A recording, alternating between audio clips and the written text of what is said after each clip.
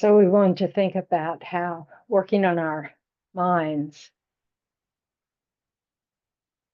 the most important reason to work on our minds is because our minds affect others, not directly,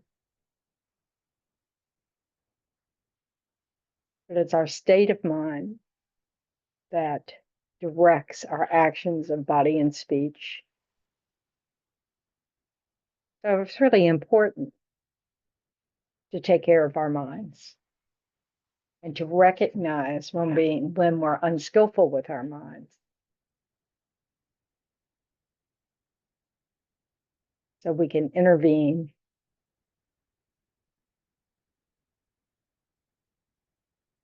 and prevent ourselves from saying something we regret or doing something we regret, or just being mindless, inconsiderate. There's really no work that's more important than working on our minds.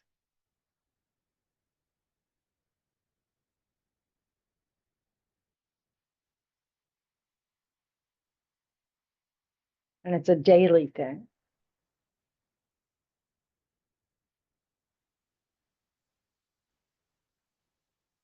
So rejoice that you made the decision to show up.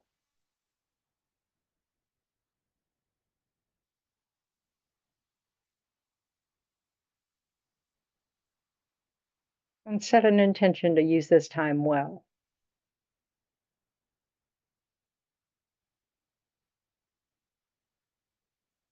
With the wish that any benefits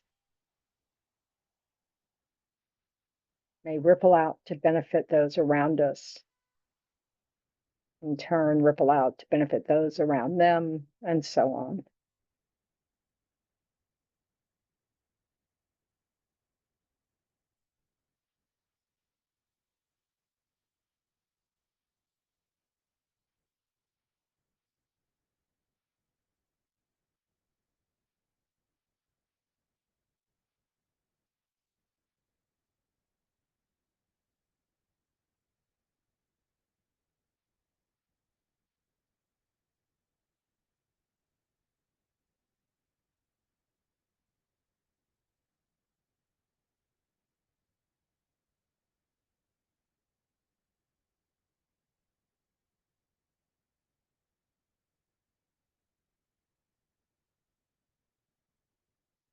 Let's begin with reciting a 7-limb prayer on page 35 of the whole prayer book.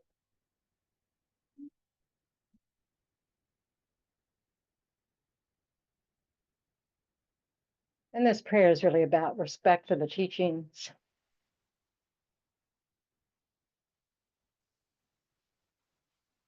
Prostrating was the method of showing respect at the time of the Buddha.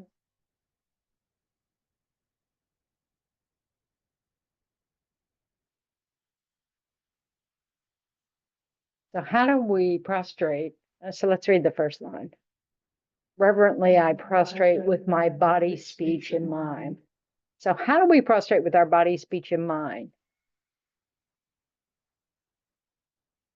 Pop quiz again. Well, with your body, we bow. We bow. This is a prostration mudra, putting our hands in front of the heart. And that, doing an actual physical prostration, which is beyond my ability at the moment. How do we prostrate with our speech? Hopefully. Well, just by reciting the words. It's positive speech. And then with our mind. So how do we prostrate with our mind?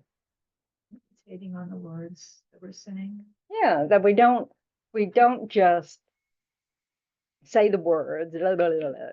That's once you memorize them, it's really easy to just go blah, blah, blah. So it's really about pausing, and shifting gears and reminding yourself that to whatever degree you mean the words. I mean, it may be to a little bitty baby beginner, but thing, or it may be that you're just curious at this point, and you're willing to say the words because you're learning about Buddhism, whatever. But you respect that this is a spiritual teaching, and that there are many different spiritual teachings in the world, and we should be respectful wherever we walk in, to listen to teaching. So we want to have, and in this particular tradition, we really want our mind to have that somewhere in it, that backdrop of, hey, it's not just about me, it's because I want everyone, to be okay. So, we want to work on ourselves so the way we treat everyone is better. So, and second line, I present clouds of every type of offering, actual and imagined. This creates a cause for resources in the future. It's just an act of generosity. And again, it's mental, isn't it? Or just imagining, filling the sky with offerings. Not that Buddhists need offerings. They don't need anything, but we need to have that mind that is generous.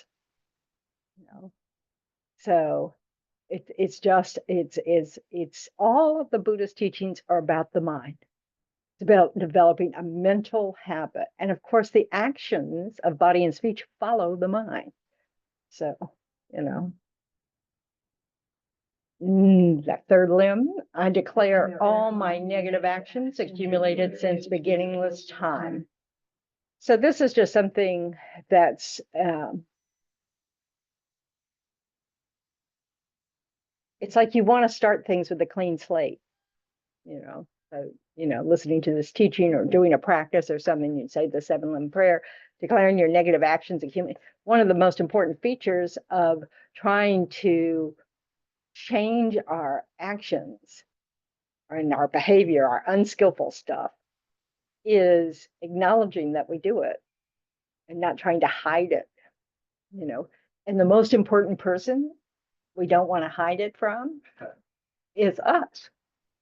We don't want to lie to ourselves about it. Oh, it's no big deal. It's no blah, blah. We rationalize everything we do. So, this is that ability to kind of just go, yeah, okay. We just, they're really good on, like, let's just include everything. So since beginningless time, the most important, it's like if something pops up to you that you maybe did this morning, that you want to go there, so that you can have this recognition.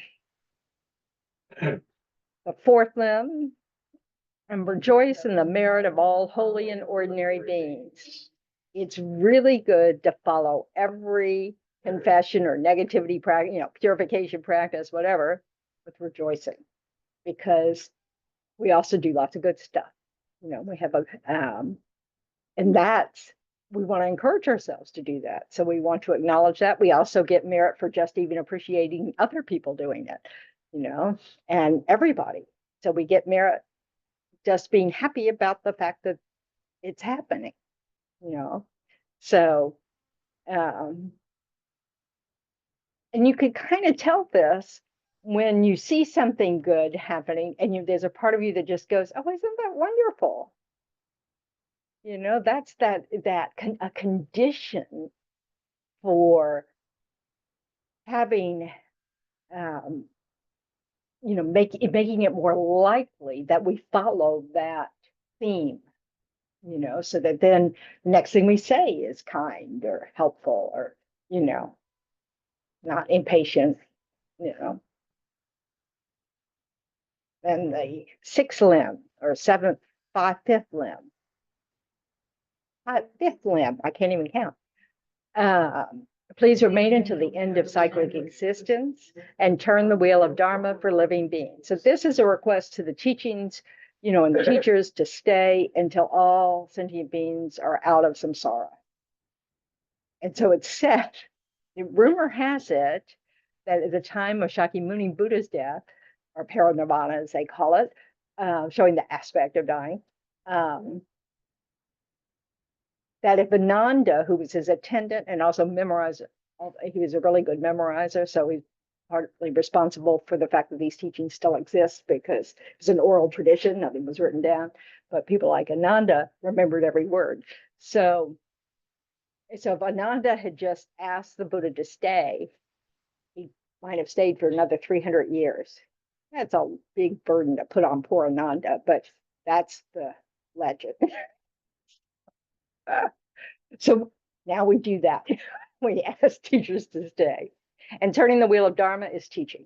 That's just what that means. So that wheel you see sometimes, the little Dharma wheel with the spokes kind of thing, that's the teachings. And then finally, I dedicate my own merits and those of all others to the great enlightenment. This is a protection for your positive results from your positive actions to not exhaust until everyone becomes enlightened. When I use the word great, they're referring to everyone. So great enlightenment is everybody being enlightened. Great compassion is having compassion for everybody. Great love is having love for everybody. So, and so it goes.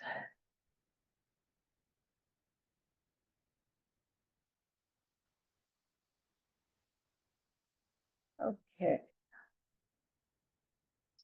It's like the refuge prayer. I go for refuge until I'm enlightened to the Buddha, the Dharma, and the Supreme Assembly. By the merits I create through listening to the Dharma, may I become a Buddha in order to benefit all sentient beings. I go for refuge until I'm enlightened to the Buddha, the Dharma, and the Supreme Assembly. By the merits I create through listening to the Dharma, may I become a Buddha in order to benefit all sentient beings. I go for refuge until I'm enlightened to the Buddha, the Dharma, and the Supreme Assembly. By the merits I create through listening to the Dharma, may I become a Buddha in order to benefit all sentient beings. Okie dokie.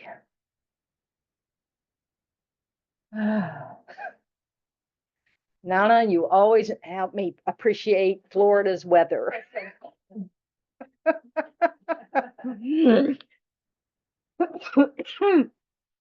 So, okay.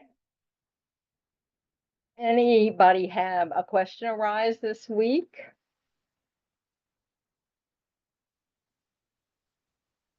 Do.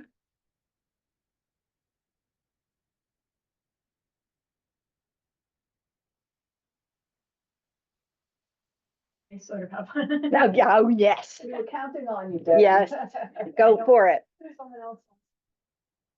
You've paused long enough. I jump in. Um, When you said how we put, like the eye is a label superimposed on the body and mind,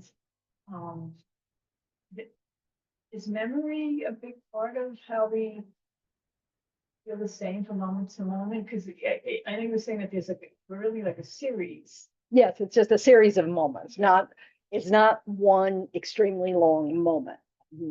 So I'm not sure memory is, I can imagine that memory is part of that function, that's one of the things we use to, hold on to this idea that we're this permanent entity kind of thing, that there is a self that you can, hold on to, because you can remember so much, well, it's less and less, but theoretically you remember a lot of your life. So it may be, I'm not sure about that. Memory is, obviously our memories aren't perfect, but that's because we have, a diluted mind. So we remember things through that filter, so into this idea of like, I know what happened is probably a myth, And so it's like, what you remember that happened, that doesn't mean it did happen or that your version of what happened is correct.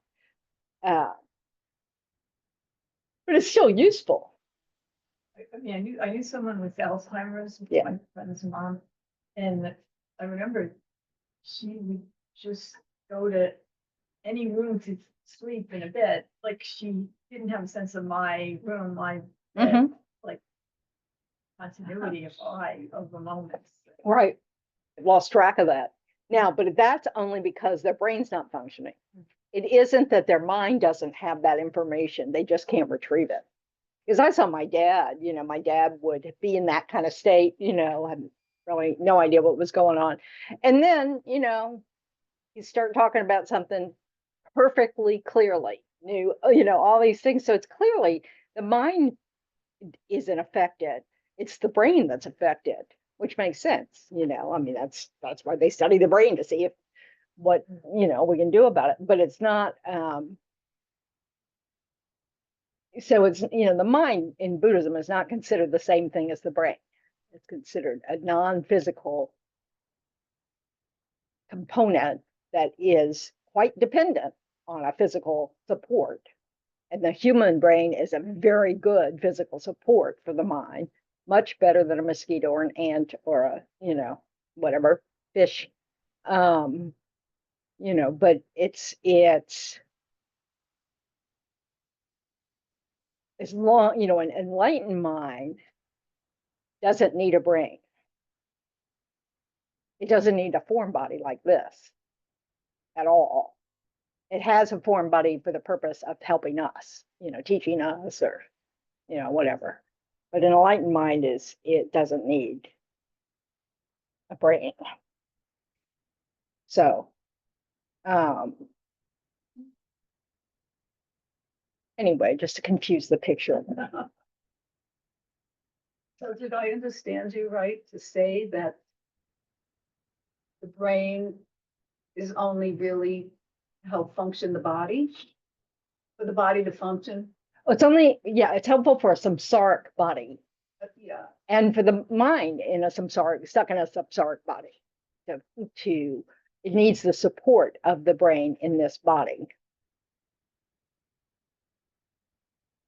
How can I explain that? How do I explain? Okay. As long as our mind's contaminated with ignorance and our delusions and our afflictions and all that stuff, that's what creates the cause for having this kind of really gross, dense kind of form. Okay. We're dependent on this form. We can't do anything without this form. So the brain's part of that. The brain is what we depend on to have our body function. A Buddha doesn't need any of that. It can just emanate a form and, just because it wants to help us, so. Yeah. And so the Buddha doesn't need a body, like you No. said. But we need the brain to help us Function the in this body. world. Yeah, but not yet. And we need a sophisticated brain in order to support our mind to be able to do the kind of analysis that we can do as a human that a mosquito cannot do. Oh, That's why a mosquito is not going to get enlightened in the life as a mosquito, even though they have the same kind of mind. They don't have access to that mind in the way that we do as humans. That's what designates a human in Buddhism, is a sophisticated support for the mind. Not talking about looking like we look. It's talking about the ability that in that life you have what you need to be able to work with your mind so that you can remove your ignorance and afflictions. Okay, makes sense? Yeah. So, when we think human, we think of this form, right? And that's not the important part. The important part is it's the kind of body in which you have much more ability with your mind because of this, it's a sophisticated body. Yeah. So, okay. Does the Buddha need a mind? Yes, the Buddha is mind, yeah. Enlightened mind is enlightened mind, yeah. And it isn't even a Buddha mind. Enlightened mind has a physical component that it rides upon. It's a very, very, very, very, very, very subtle energy. It's not a physical form like this. But in order to help beings who can't interact with an enlightened mind just directly, it needs a form body. So they have the form of an enjoyment body, which is, when you see pictures of Buddhas with, the silks and da da da da da, that represents them teaching in a pure land to bodhisattvas who can see them. Ordinary beings can't see them in that form. So they can also emanate a body like Shakyamuni Buddha. And it's not just Shakyamuni Buddha. I mean, enlightened minds can generate anything they want to at any moment if we've created the cause to get help from them, so, but we would know that a Buddha was helping us. Yeah. Would that be what other religions call like divine intervention? Yeah. You could call it that. It's just that we wouldn't call it divine, because divine has a connotation that it's God created, and there's no God created here. So it's an ability of having an enlightened mind, a liberated mind from ignorance. And we all have that potential too. All sentient beings have that potential. So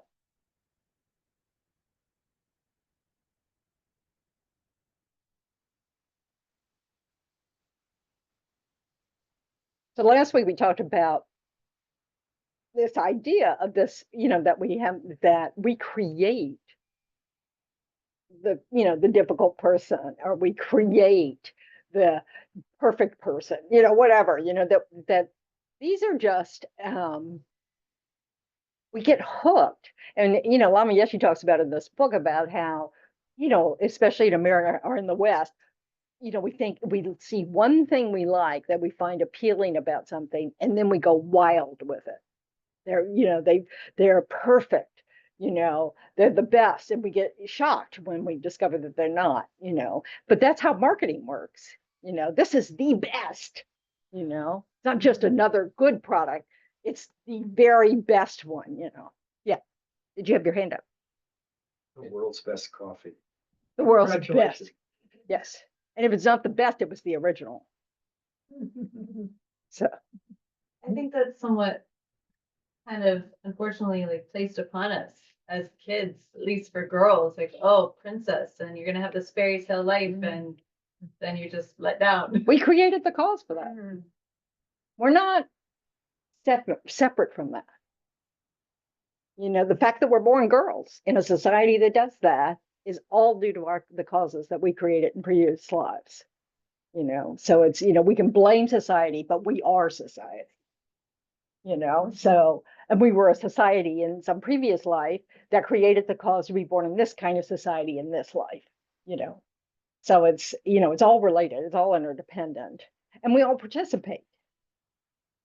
So it's very interesting to see children at that age where they're insistent on their gender identity.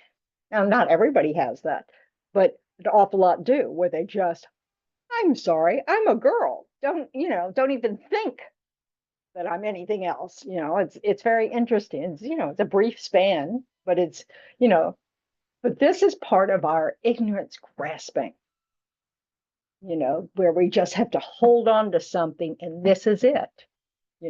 Whatever it is, we have this habit of wanting to be able to point to something that is whatever it is we're trying to point at. I'm sorry, I wouldn't do that. We have a sense of I like that we think is unchanging, that, it's, yes, we grew up, we were, blah, blah, blah, but there's still an essence that is me. I would never do something like that, whatever, and it's not true. We just haven't met with the conditions that would, cause different kinds of states of mind to arise, where we might do something we can't imagine doing at the moment. You know, because it's just all about dependent arising. But we hold the trouble with holding on to this idea of some sort of fixed self, besides the fact that it doesn't exist, is that it distorts how we perceive everything, because we think everybody has one of those things. So if we're seeing a negative action or hear negative speech from someone, then we jump to this conclusion that they are entirely that, you know. So, you know, we very quickly pigeonhole people or, you know, into little boxes, you know, from very little information, you know, if we have an emotional reaction to it, you know, like we just think, oh, that's wrong. Or that's right. You know, we then, oh, this is my friend. We agree. You know, it's just nuts. But we do it all the time. And we do it with stuff. You know, like, oh, this is the perfect cup. This is the perfect color. This is, you know, we're just, and then when it changes, we kind of, for a moment, they're going, yeah, I'm over that, you know, and we don't really see the import of that. There's a lot of meaning in that. The fact that we can shift like that, you know, that when we were grasping at it, we were superimposing something on it that didn't exist at all. And now we're not superimposing that. And so we're not interested. You know, this is why friends become strangers, enemies can become friends, you know, friends can become enemies, you know, all that stuff. I mean, it's all changeable because what we're basing our labels on is actually a very changeable thing, not some fixed, independent thing. And I would think the new perception is as real as the original, like, I Yeah. hate this person now. Yeah, now we're like, oh, now I have the right idea. Yeah. You know, like people think about people who remarry after, you know, being divorced for 30 years or something. You know, it's like, you know, it's just, it's a mental trick we do on ourselves all the time. Not all the time. We don't all remarry after 30 years, but I mean, it's interesting that that's even a possibility, you know, but it's again, that superimposition of something. Well, I knew they were special then. It was reignited when we ran into each other at the reunion. You know, so, you know, there probably is a karmic connection there. You know, it's, you know, but we put way more into it. And that, you know, in fact, our superimpositions on, you know, our layering on top of things, these qualities that don't exist at all. They don't exist at all. The self that we grasp on doesn't exist at all. We exist, but not that way. You know, that's the problem, is that we take something that doesn't exist at all and completely believe it. And that's where all our problems come up. That's the foundation of our problems. What, Sharon? So it's like, I personalize everything, Uh-huh. and that's that's not what I want to do. From what I'm learning, I want to depersonalize everything, right?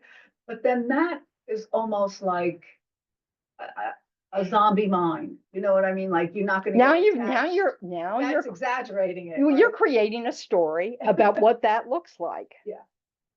And you've decided, I don't like that. Much easier to stay like this because things should be personal. Yeah, you're just rationalizing. You know, you're just Well, because people say, oh, it's a cult. what's know, a like, cult? and what? What's a cult? Like Buddhism. Not It's too many just any group of religions that isn't the norm, okay? of right? that society, You know, like a doctrinized religion, whatever the right way. to say organized it. religion. And then, you know, like they say, oh, well, they're always so happy, right? That nothing bothers them. I haven't met those people. Oh, Or but I know what you're talking they about. like think they're faking it. Yeah, And so that almost is translated into, well, don't get attached to anything. Don't make everything about you self-grasping. I mean, now don't confuse self-grasping with non-existing. Okay, you do exist. The self we grasp at doesn't exist. The self we grasp at is a made-up story. It's not based on reality. You know? yes, I kind of get that. I mean, I don't even know who I am. which Yeah, is and what you're I'm never going to trying- know who you are because there's no you that just is. This is the part that's so hard. You know? All we can do is go moment to moment and choose. How am I going to be in this next moment? Am I going to follow a mind of kindness, compassion, wisdom? Or am I going to follow a mind that's judging everybody else, that's craving something, that's, blah, blah, blah. But it's just from moment to moment to moment. And that person exists. Yeah. While we were doing the 7 limb prayer, the part where it says, I declare all my negative actions accumulated since beginningless time. I feel like that's a cop out. Yeah, it is. And I take it similar to like, I'll be forgiven for all my sins. Oh, but there's no forgiveness in here because there's nobody up there going, okay, you've admitted it, so now you're absolved. There's none of that's happening. All that's happening is you're giving yourself a condition to recognize negativity in yourself, regret it, and decide to do better. It's all up to you. You don't do the other parts. All you're doing is, listing, your negativities. The reason they suggest words like since beginningless time, you might as well cover it all. It's one of those kind of like, it's just like, you can assume if you're doing it today, you've been doing it in the past and probably way past. So you might as well include it in, since beginningless time, But I almost feel like it's saying I can't do anything about it. Yeah, but it's I'm always not. gonna be that way. Yeah, that's why you have to have teachings because that's not what Okay. it means. Okay, thank you. Did you have something? Oh, I just remember Venerable Robina said regret in itself, like if you sincerely regret an action, that is a form of purification. It's a starting point. So, like it's the closer you are to the action itself that you regret it. Like you'll say you say something and immediately you wish you'd kept your mouth shut. That regret has a lot of potency for your mind, because you recognized it right away and immediately you wish you hadn't done it. So this is why I go around saying Om Vajra Savahum all the time. That's a purification mantra. So, it's like I want to remember that, oh, there I go again. So that at the end of the day, when I do a much more, complete practice, because purifying means I think it's an unfortunate choice of words because it sounds like you can actually go back and change the past, and you can't change the past, but you can acknowledge the past, take responsibility for your actions, um, take responsibility for harming others and yourself by those actions, and then making the resolve of wanting to not do it again. And we just recommend that you make that resolve for a realistic length of time. So for habits that you have, things that you do repeatedly, you might say, tomorrow, I'm going to try not to do it at all, or you might say the next meeting I go to, I'm going to try to keep my mouth shut instead of, saying something impatiently, whatever. I mean, so you have to be honest with yourself about your ability to control it, but you're setting the intention to try. And that has power. And then the more you do this is why it's a daily practice. You kind of you figure out things that you're really willing to work on, first of all, because you start to change those things.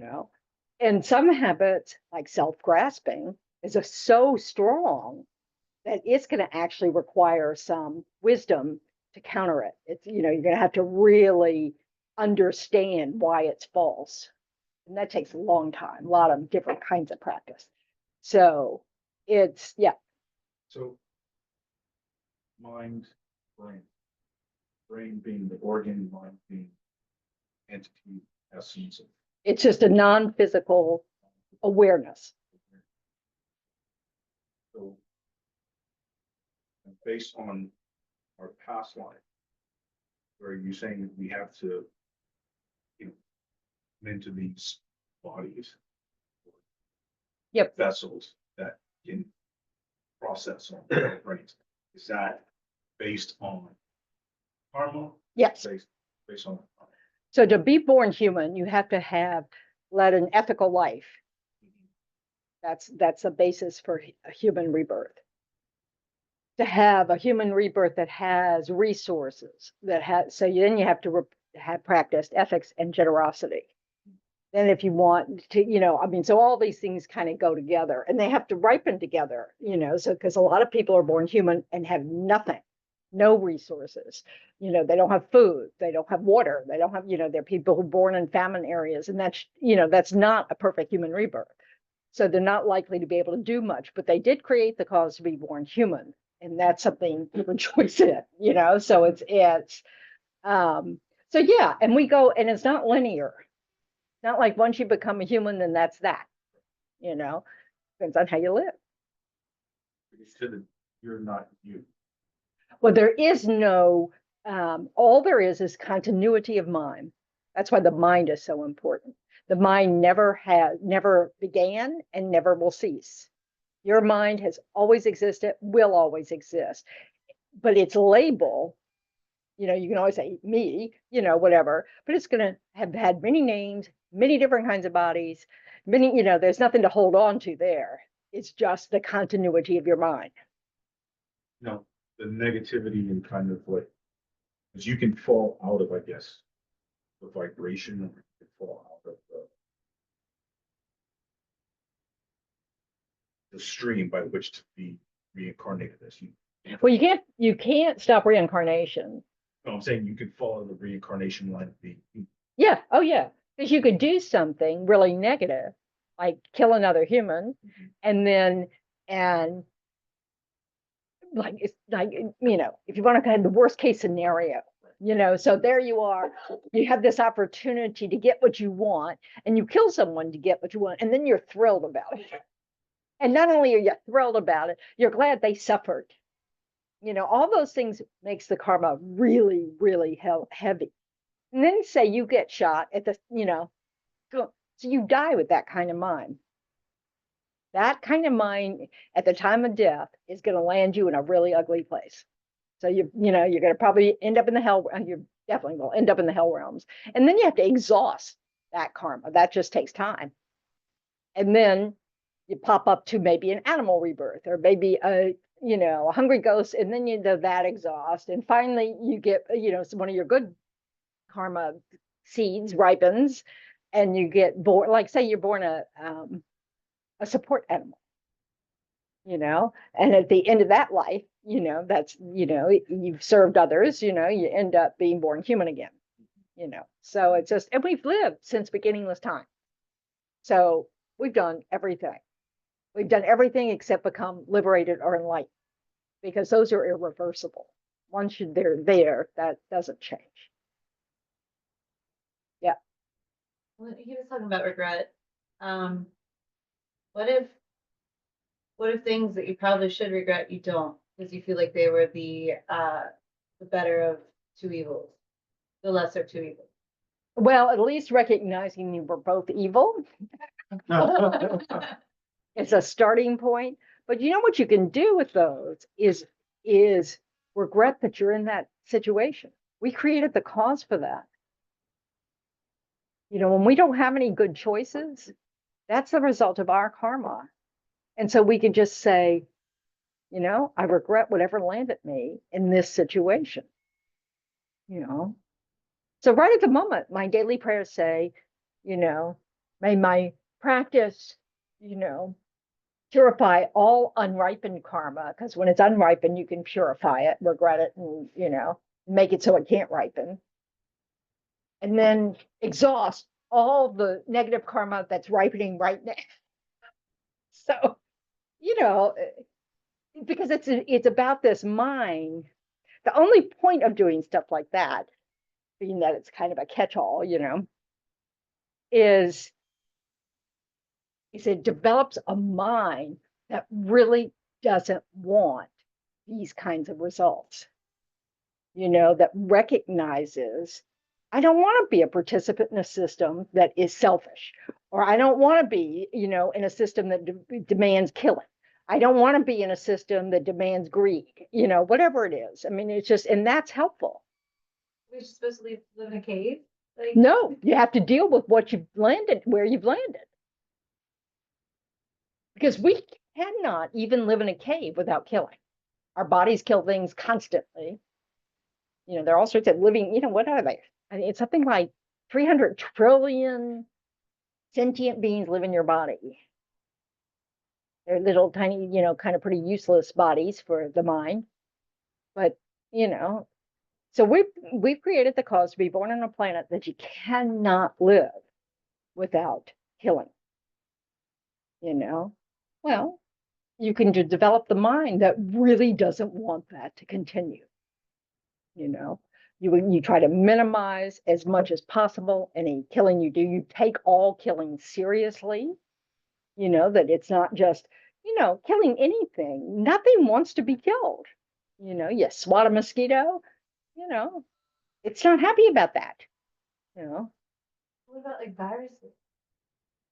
Again, viruses want to live more than anything. That's what they do. They're trying to find the best host possible to multiply. Their whole focus is on survival. Yeah, and we have to take it, and so we have to deal with where we've landed. The human rebirth is really precious because we can use this in a very effective manner to work on our minds. So if we opt for that, then you do things like, you rejoice that when you're eating, you're feeding all those, not just yourself, but all those other organisms that are, survive off your body. But you also respect the fact that so many beings are harmed in the process of getting food, no matter what you eat, and you hope that, that isn't an always thing, and you just are mindful of our interdependence on all these other living beings, So it's just this takes practice to just have it. But once you get in the habit of it, it's just what you think. It's not like you have to work at it anymore. It's just comes naturally. You sit down to eat, you think about those things, when you feel something crawling on you, you wait and check out what it is before you hit it. Yeah. That takes, because when I became a nun, it's like, oh, now I'm not supposed to kill an ant, whatever. So you have to, you feel something, you go, okay, and you just, let's find it and see if you can just move it, you don't have to kill it. And that took work. It's like, oh, did you have it? Yeah, what about putting down animals when they're suffering? See, that's a very tricky bit, right? This is, again, a dependent arising. So if you put to sleep or kill them, your animal, out of deep compassion for the suffering they're in, that may not be negative, but you are killing. You can't, you've got to know that.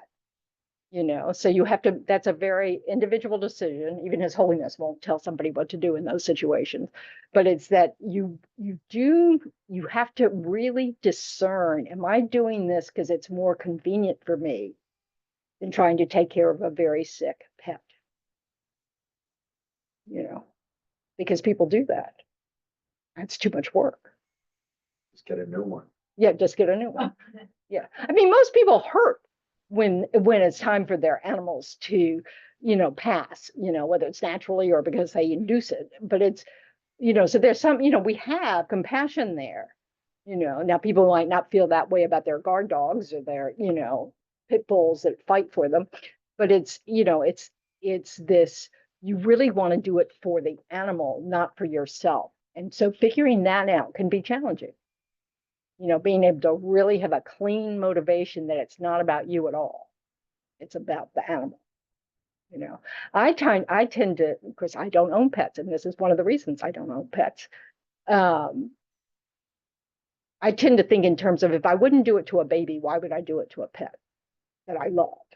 I mean, I just, there's just a part of me that it's a disconnect, but I just, now we're doing euthanasia of adults now. They can get, there are many states that you can get assisted suicide in because of your health or and other reasons, so we'll see. Can an enlightened being commit suicide? Enlightened being doesn't live like we do. They don't have this kind of body. So if they commit suicide, it's fake. Everything about it's fake. Right. I don't, Well, they can't die, first of all. but like Siddhartha Gautama type. Okay, so he was born in a super emanation body, which is, like a human being. So this is why you say, instead of saying that he passed away, you say he showed the aspect of dying, because that's all it was showing the aspect of dying. So like what if a Buddha just like hung himself? It wouldn't matter. None of us can die. Our mind continues. You're just born in a new body. But, The like, difference between an enlightened being and an ordinary being is we have no choice about where we're going to be reborn. An enlightened being chooses everything. They're never reborn somewhere that they don't want to be. And they can always leave. They don't have any, they're not stuck. So a super emanation body, like Shakyamuni Buddha, chose to be born like that in order to display the deeds of a Buddha, the 12 deeds of a Buddha. And it happens every 1,000 years or something, it's a, long time in between. Maitreya is supposed to be the next one in this era, this region. So most enlightened beings are hanging out in Pure Lands teaching bodhisattvas. If you can, I mean, it's all just silly to talk about it like that, but that's, that's sort of, because this is what we relate to, is a place, physical bodies, all that stuff. Another thing, why do we pray for the swift return of Lama Zopa Rinpoche? Because he was our teacher. So we want to always make a connection with our teachers, because, Like, what does the swift return look like? well, that we find them quickly, Who finds his students, like the Dalai Lama, who are students? and people who feel that they're his students. Do you feel like you're a student? Yeah, I'm certainly a student of Zopa Rinpoche. Yep. Okay. Yeah, that's all. Very interesting. Yeah. It's not belonging to the FPMT, isn't it? That's not enough. But it's an appreciation and it just depends. We have many teachers. Yeah. Wikipedia stated like his cause of death was altitude sickness. Yeah, he had a stroke and then had a heart thing, and then going up to Ladakh affected that, because it affects people's hearts. It's really interesting.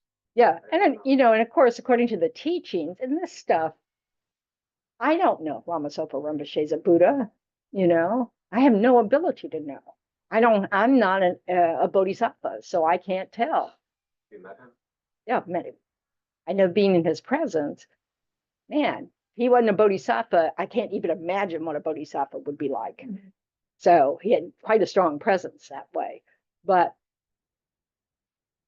I'm an ordinary being. I can't tell if he's a Buddha. So what does that mean? That means that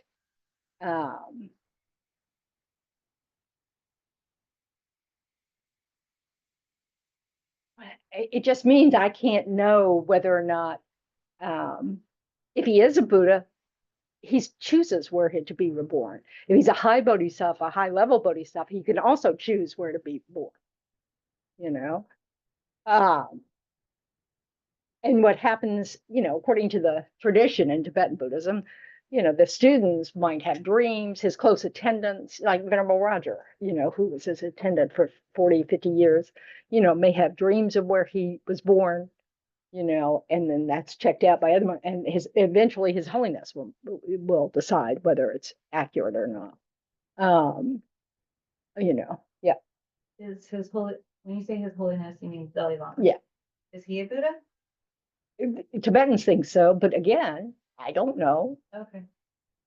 I'm just an ordinary person.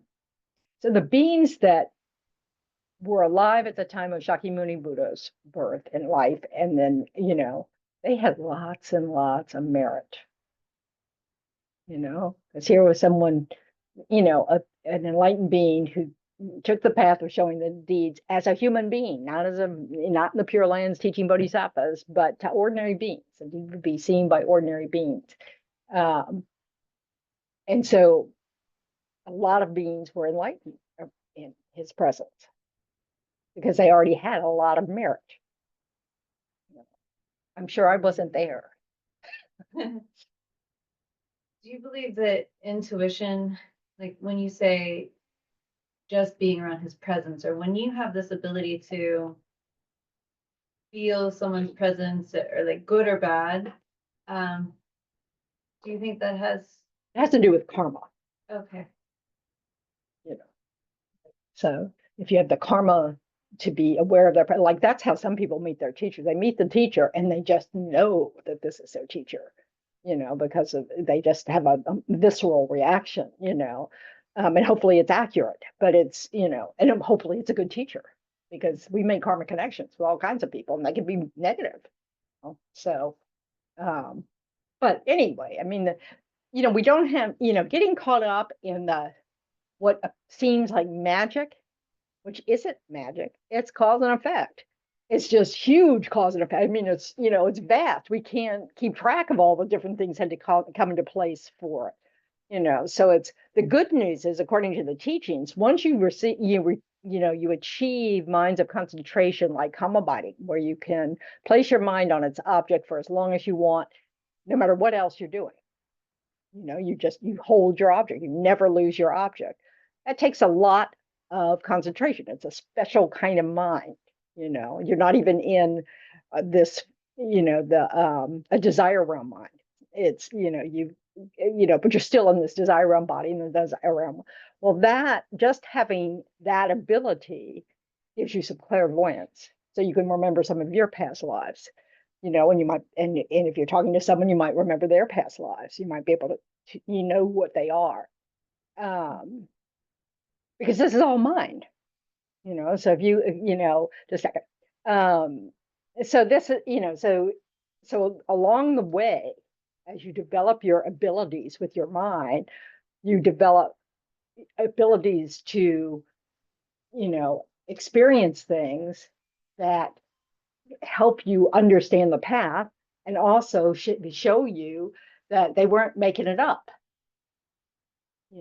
So it's because the Buddha taught from experience. This is what happened when I achieved this state and this state and this state. This is what I experienced, and he taught from that. So, yeah.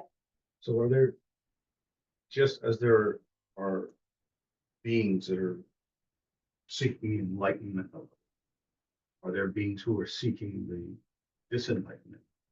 The opposite of that, The opposite. just bad beings. Just bad beings. I think people can get, if you practice a negative mind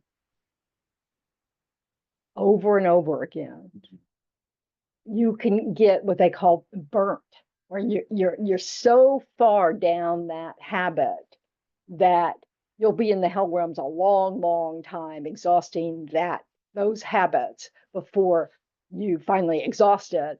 And, but they refer to it as burnt. So, sometimes I get the impression when I read sutras that the beings that are burnt will never become enlightened, and not because they just don't have Buddha nature anymore. It's just that it's so buried under all this negative karma that they'll never exhaust the negative karma.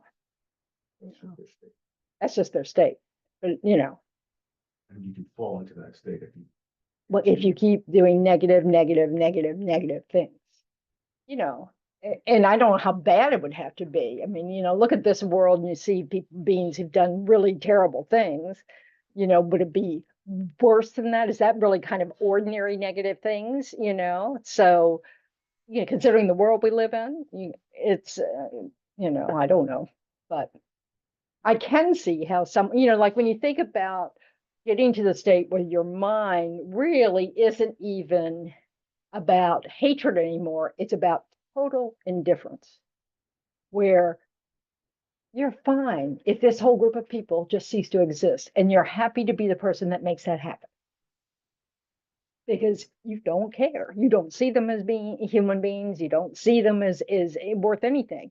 You just would like them to be gone, They don't want to enslave them. They just want them gone. That level of total indifference is pretty negative. When you're still hooked by hatred, there's something you're attached to there. You're attached to being separate. But when you've gone to indifference, how do you fix that? I don't know. So, but anyway. And then there are people who are born with social pathologies, that they just don't have any empathy or, but that's maybe a fault of their brain. And maybe something physiological going on that's defective. And it could come from a habit of being like this in some previous life, and then it damages their body that they're going to be born into. But, but you see, all this speculation, I have no clue about all the causes and conditions. You have to be a Buddha to know all of them. You have to be a high-level bodhisattva, liberated to know, to be able to look at anybody and kind of know what their whole history is. But you don't have to be a Buddha to actually understand all the workings of karma, because Buddhas, enlightened beings, have no ignorance at all. So they know everything that happens all at once for all beings in every moment. And because their mind's everywhere. The bodhisattva is getting close to that level with each level, the grounds, they call them grounds, but they're still limited until they finally remove the last vestige of ignorance. Yeah. So about like this separate self, you talk about like the self that we hold on to that doesn't exist. Just a story. I invented a word this week called negative awakening. Well, that doesn't sound useful, but that's okay. So negative awakening, what would that mean? What does that mean to you? Well, it could mean a awakening to no story, to having no story about a self. Okay, that's one way I could look at that. But I could also look at it as being so attached to self-grasping and just doing everything for what this self wants, that everything is that you do is a negative action. And that wouldn't be an awakening. Like the story I tell myself every day, the negative awakening I had was well, I just like won't go into details. It's just it felt like a piece of me was just taken away from me and just like burnt in front of my eyes. Yeah, but that's called pain. That's called, we get wounded, don't we? It was a very bizarre. It was a very bizarre experience. Well, okay, so we just don't want to make it into something it isn't. You may not understand what it is at this moment. You may have some revelations in the future that will help you understand that experience. It may have a different meaning for you in at some Okay. point. I don't even feel right calling it an experience. Just kind of felt like Well, you I experience was something. just stressed beyond what Yeah, my well, you know, mind yeah. can handle. Well, the trouble is, like Lama Yeshe says, we are all mentally ill. It's just a matter of degree. Yeah. Yeah. Okay. And that's based on our ignorance. So we don't understand stuff because we are coming from everything at the wrong angle, because we misunderstand reality. So we can have experiences of things or thoughts about things that are totally distorted due to that ignorance as a basis. We can have them due to, like I said earlier, because the brain is not functioning properly. But I mean, but we also think about all the creativity in the world and all the books that have come out of it, all the stories that have come out of it, all the paintings that have come out of it, all the movie stories that have come out of it. We can really create wild stories.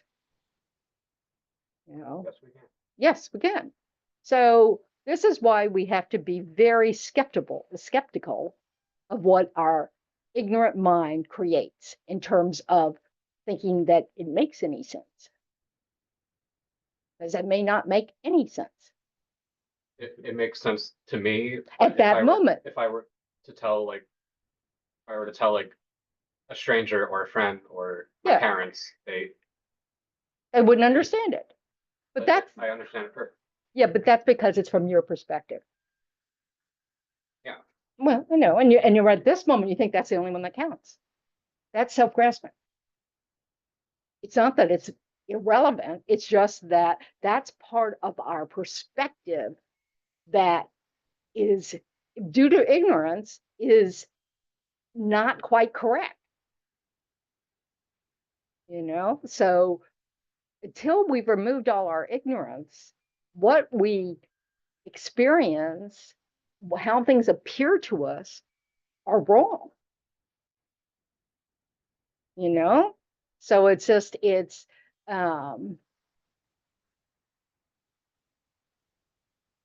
so we just need to keep working on trying to keep ourselves in a direction that's skillful and not get too worried about moments of things that we just don't comprehend at all.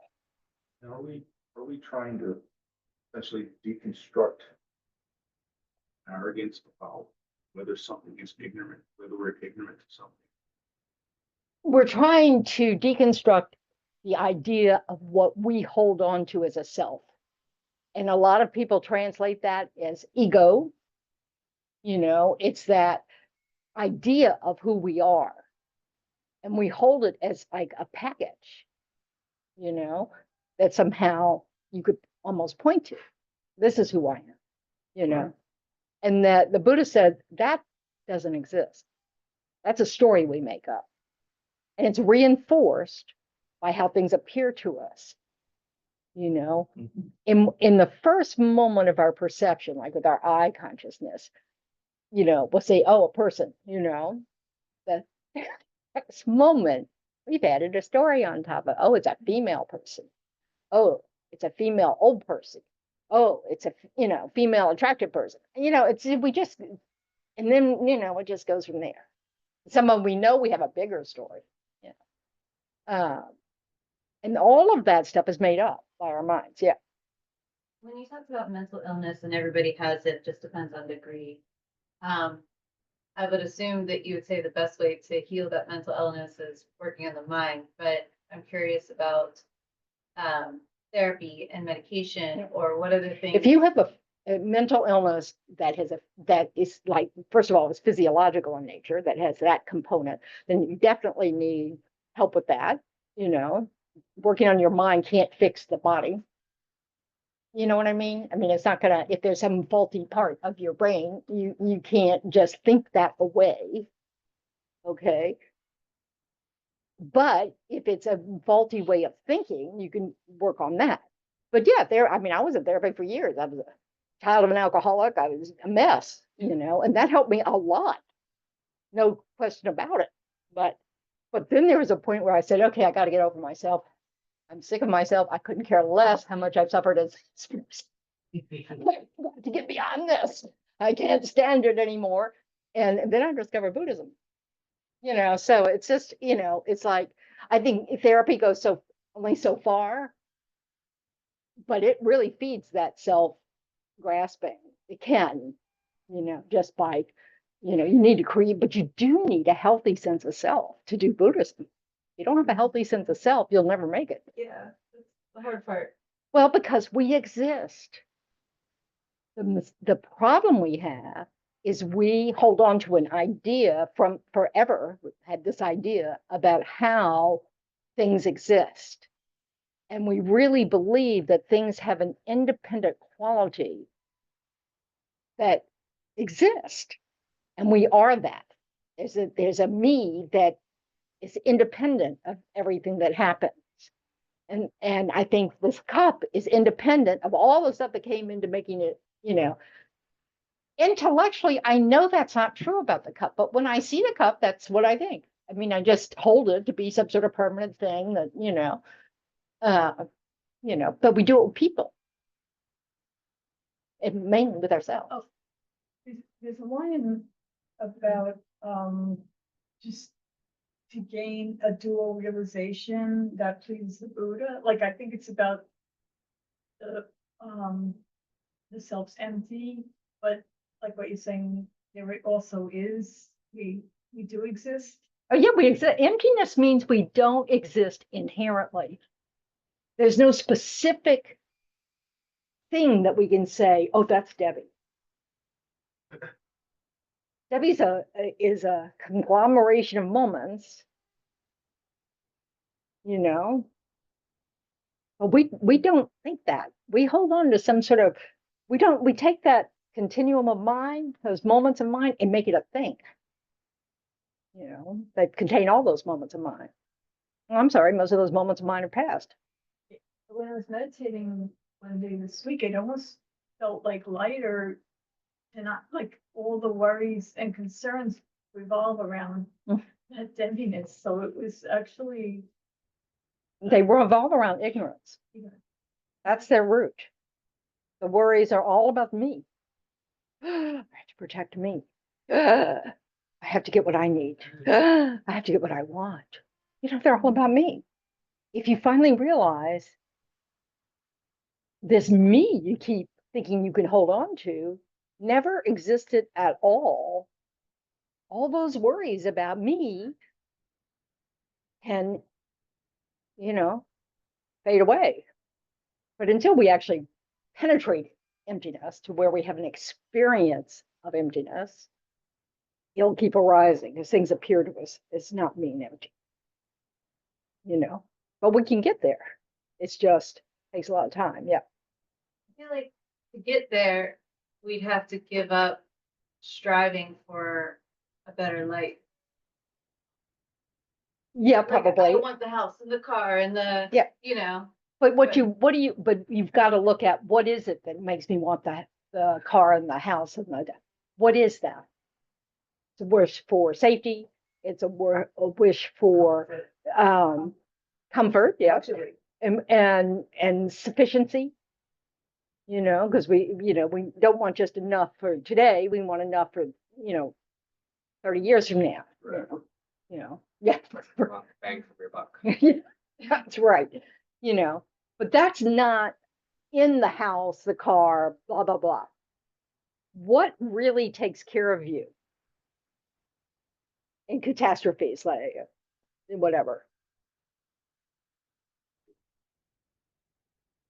You're just willing to cope. I mean, the good news, according to the Buddha, is you can't die, so don't worry about that part. Your mind will just go to the next life. If you're attached to this one, that's a problem. And you're going to suffer more at the time of death if you keep thinking, oh, but I like this life. If you can't just go, yeah, but next one might be interesting too.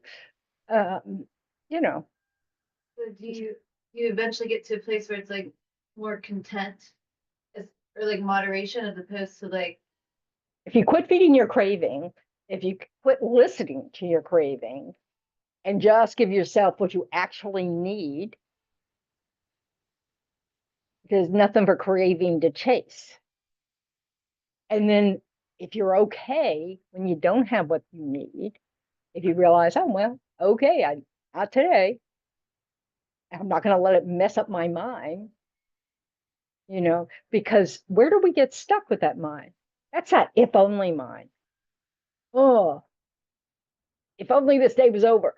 If only this blah, blah, blah, blah, blah. Well, that's a craving mind. I want something different than what's happening.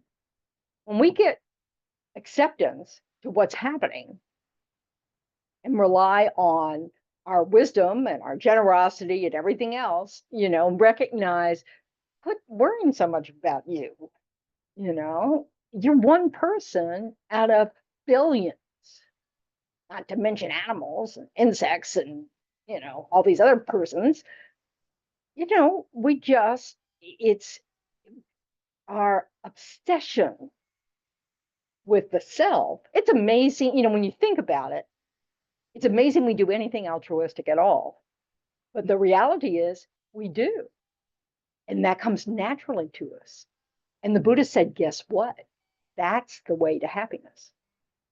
This grasping after whatever we think we need or want, blah, blah, blah, blah, blah, blah, because that's going to make us safe. First of all, will not make us safe. Your body's still going to die. Too bad. We cannot control that. It's the nature of these bodies to die. So when we can really live our lives directed by a mind that cherishes everyone, so that our moments of action, the body and speech, and our mind, our thoughts, everything is all about how can I be of help?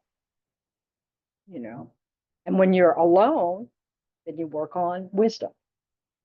You try to penetrate what this ignorance, what is this emptiness? What does it mean to say the self doesn't exist the way we hold it to exist? So there's a false sense of separateness from all of us, when we, it's like, I like to think about the fact that if I had different kinds of eyes, if I had microscopes for eyes, I would not see separation between us. That's a faultiness of our ignorance.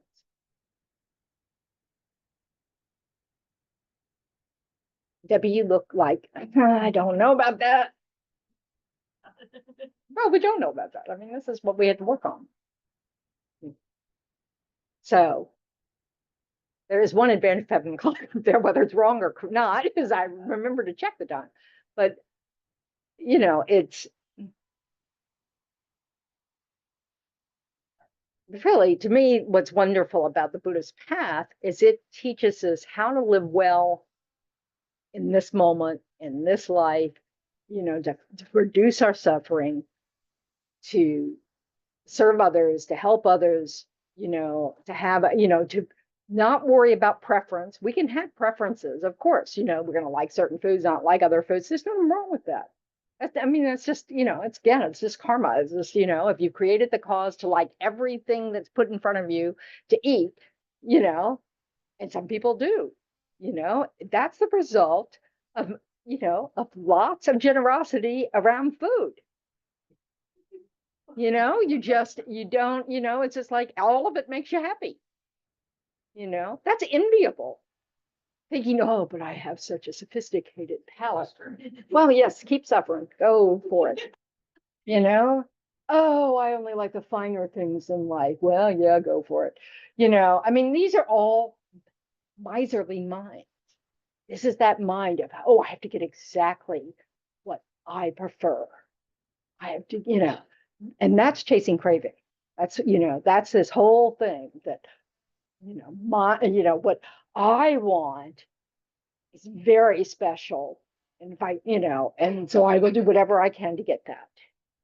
It's just, nonsense. So, yeah. So developing this mind that instead of like, so when you have those thoughts of like, oh, I really want to go get blah, blah, blah, because you want to avoid this moment, I'm bored, sick of this, whatever, you want to turn your mind towards, okay, but I'm benefiting others. The fact that I participate in the workforce, the fact that I, am a contributor to society is helpful to others, So yes, I can take breaks, blah, blah, blah, but don't waste any energy wishing you were somewhere else. Either leave or get your mind right so that you can, be okay with what you're doing. So it's just, so that's a way of developing less suffering, just getting our mind in the right place. It's our resistance to what is happening that causes so much of our suffering. It's like, we all know that we can have physical suffering, and we will have physical suffering. This is nature of this body is that way. It's fragile, but we don't have to add mental suffering on top of it. And I'm an example of showing how that is done, adding that layer of mental suffering. I try to remove it, but it's, but when I'm teaching in here, I'm not suffering. I get 2 seconds before I got up here and started talking about the Dharma, I was in a hell realm, oh, I have a headache. I had a really bad headache. Well, I'm teaching, I don't have it. And that's just because I'm not thinking about myself. As soon as I enter the picture, it's like, oh, woe is me. So, but, and we need to recognize that in ourselves, of being able to go, oh, I'm creating this suffering. Hi, Tao.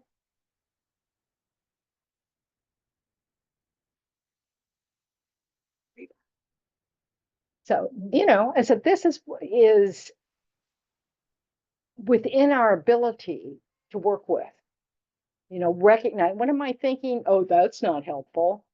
Maybe I won't follow that train of thought because that's just making myself worse, or it's feeding my anger, or feeling my sense of feeling cheated, or whatever, or it's feeding a craving. Oh, I have to have this, and so then I'm so distracted from my work, I can't get it done. So, okay. Any last minute burning question? Let's go back to suffering. Yeah.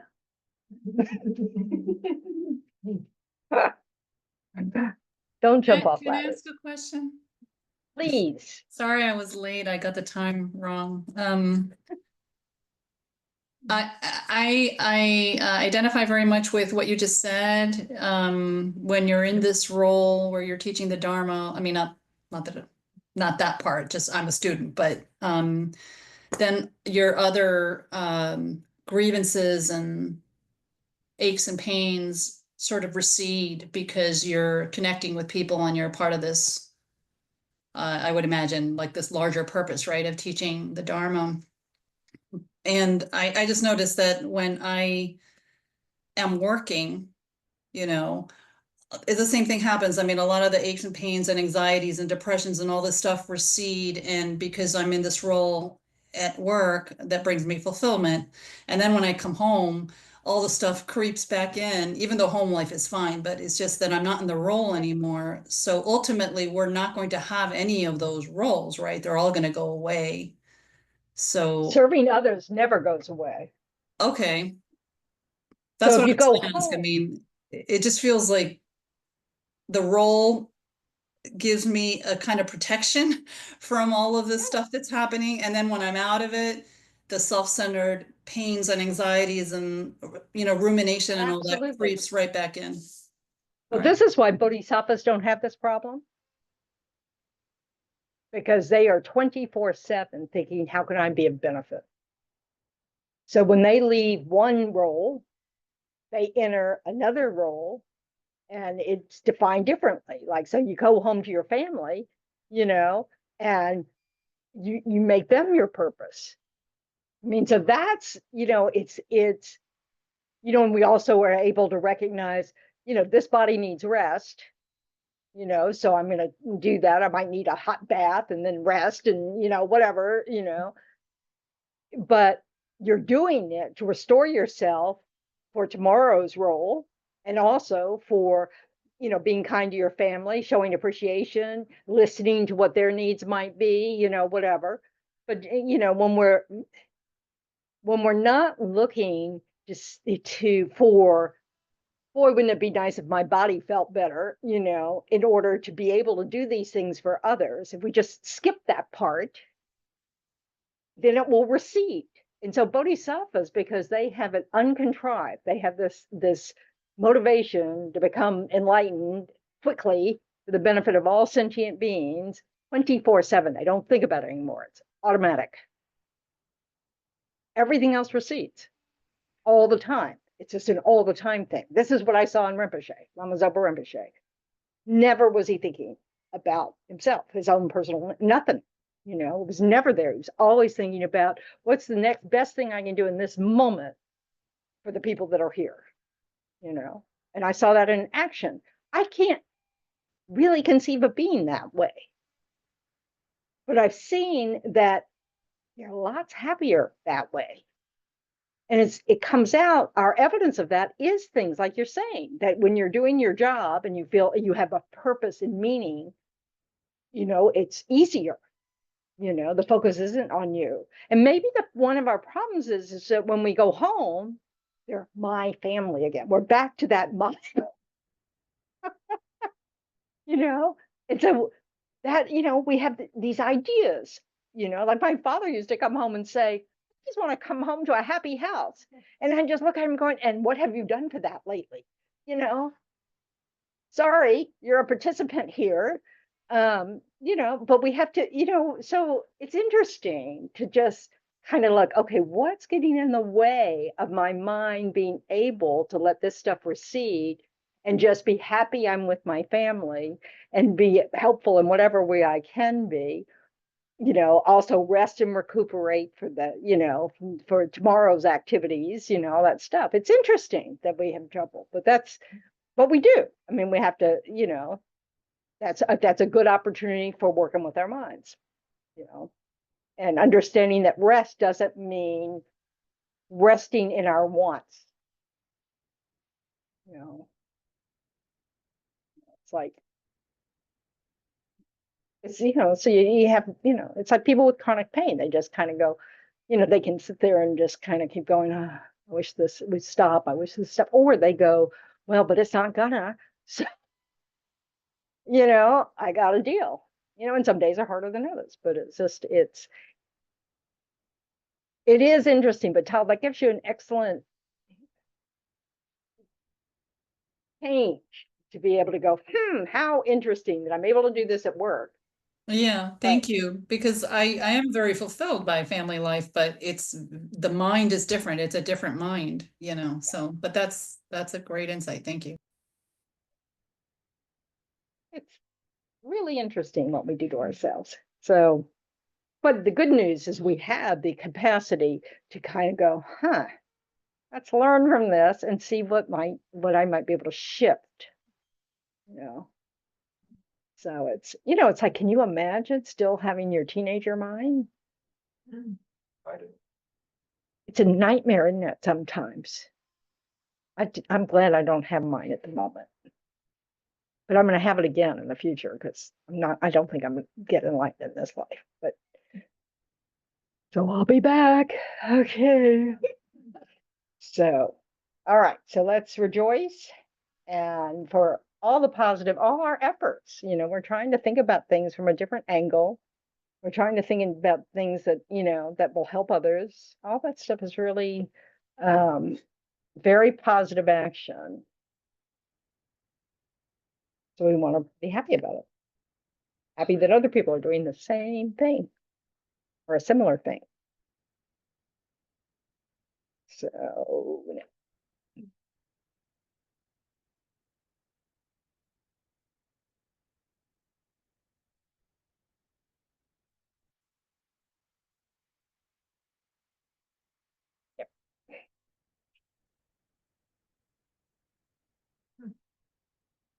So remember your motivation at the beginning.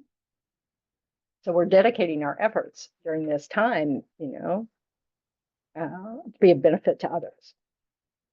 Due to the merits of these virtuous actions, may I quickly attain the state of a Guru Buddha and lead all living beings without exception into that enlightened state. May the supreme jewel bodhicitta that has not arisen arise and grow, and may that which has arisen not diminish, but increase more and more. Just as the brave Manjushri and Samantabhadra too realize things as they are, I too dedicate all these merits in the best way that I may follow their perfect example. I dedicate all these roots of virtue with the dedication praised as the best by the victorious ones thus gone of the 3 times, so I might perform good works. Now, don't watch the screen, might get nauseous. Okay. Because of all the merits of the 3 times created by us and all the Buddhas, Bodhisattvas, and other sentient beings, may there be no wars, famines, disease, quarreling, fighting, or unhappy minds. May there be great prosperity, and may everything needed be easily obtained. May all the human beings in the world be guided by spiritual leaders teaching only Dharma, and may everyone enjoy the happiness of Dharma. May everyone have perfect conditions and have only compassion and love for each other in their mind streams. And may they only benefit and never harm each other.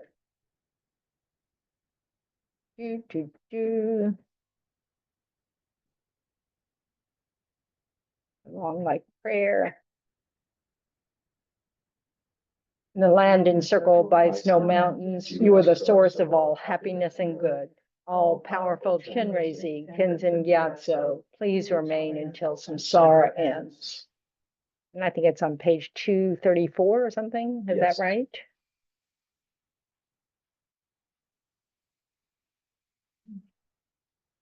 Fearless teacher and assembly of the children of the victorious ones, Shravakas and Pratyeka Buddhas, victorious Losam father and sons, along with the lineage masters, all the objects of refuge of infinite lands, please bestow the virtue and goodness of accomplishing this prayer here and now, holding and spreading the Muni's precious and complete teachings through explanation and practice. You wore the armor of patience that's never discouraged. Incomparable, venerable Guru, to you I make request.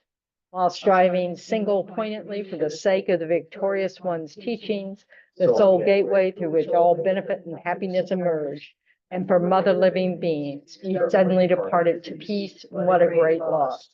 Nevertheless, through the undeceiving truth of the blessings of the ocean of the 3 jewels, and the great waves of bodhicitta of the children of the victorious ones, may the smile of a reincarnation swiftly beam in glory for fortunate disciples. Okay, well, tomorrow's a holy day, so think good thoughts multiplies by 100 million times.